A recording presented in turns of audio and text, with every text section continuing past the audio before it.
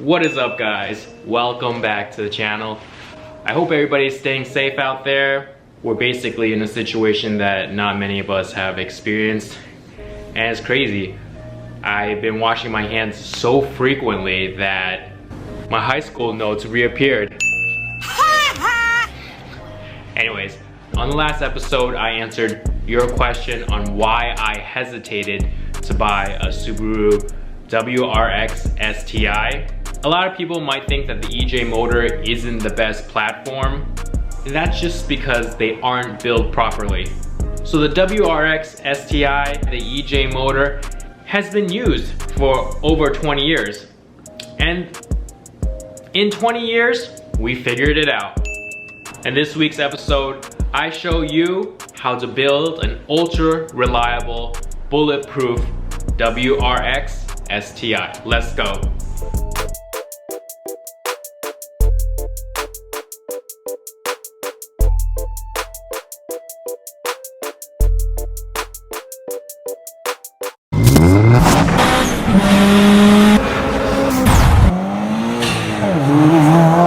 Modification number 1, tuning.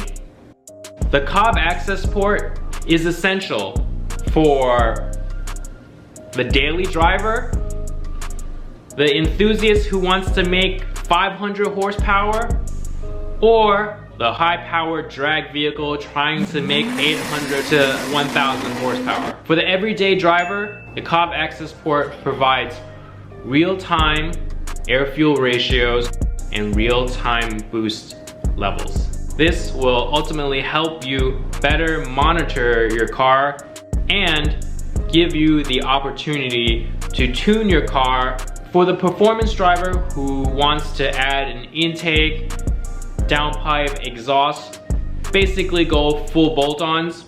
Again, you will be provided with the ability to monitor real-time air-fuel ratios, real-time boost levels. Because if you install an intake without a proper tune, you're likely to go lean on your air-fuel ratios. Additionally, if you install a downpipe without proper tuning, you could overboost the vehicle. All of these things which can be monitored with the access port and tuned to work properly.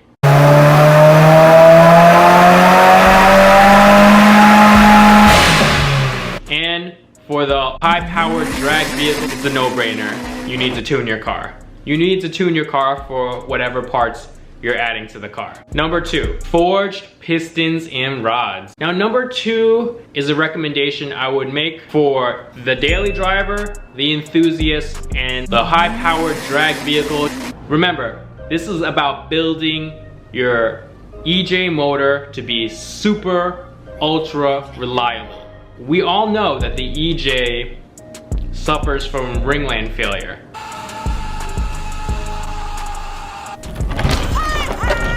If you briefly search the internet for EJ motors and ringland failure, you'll have a million results. This is a common occurrence. Forged pistons and rods cost about $1,000. It is $1,000 well invested for the daily driver not to end up stranded somewhere. For the enthusiast, the forged pistons and rods come in 2 different alloys, the 2618 and the 4032.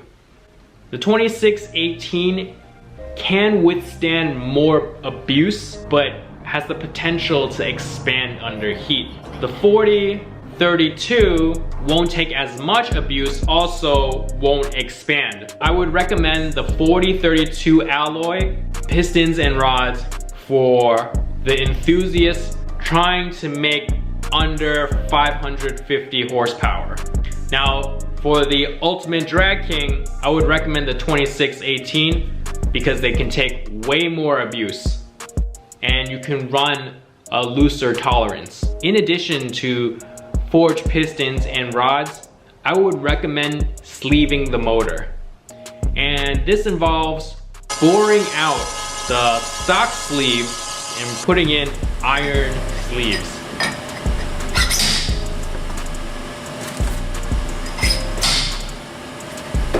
Modification number 3, quick bang for your buck modifications that make the motor ultra reliable. We're gonna start with the standard oil pickup. If you have the motor open, to replace the forged pistons and forged rods, as in my recommendation number 2, easily replace the oil pickup. The standard oil pickups are brittle, they crack. This part is less than $100. It's $100 to make your car ultra reliable. Also, in terms of miscellaneous items, I would pick up an oil separator. Basically, your oil separator will catch the extra oil from the positive crankcase ventilation and reroute it into the motor without going through the airbox. Modification number 4, fuel components.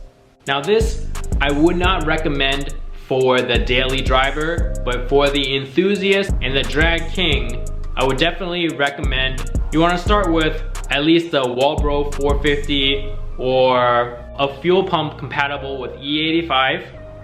Obviously E85, fuel pressure regulator, fuel rail, and larger E85 compatible injectors. E85 has an increased resistance to detonation, and it allows for more power without the need for expensive race fuels. E85 is much like methanol injection. The alcohol that's present in E85 is great for cooling down your engine and the incoming air-fuel ratio. So again, at least a Subaru 450 E85 compatible fuel pump. Obviously you'll need E85. You need to get the lines, the hoses, fuel pressure regulator, fuel filter, fuel rail, larger E85 compatible injectors. Number 5, PPG gears. Number 5 is not a modification I would recommend for the daily driver. It's not really a modification I would recommend to the street enthusiast trying to make under 500, and definitely recommend it for the drag king pushing 800 horsepower. And that is placing PPG gears into your transmission.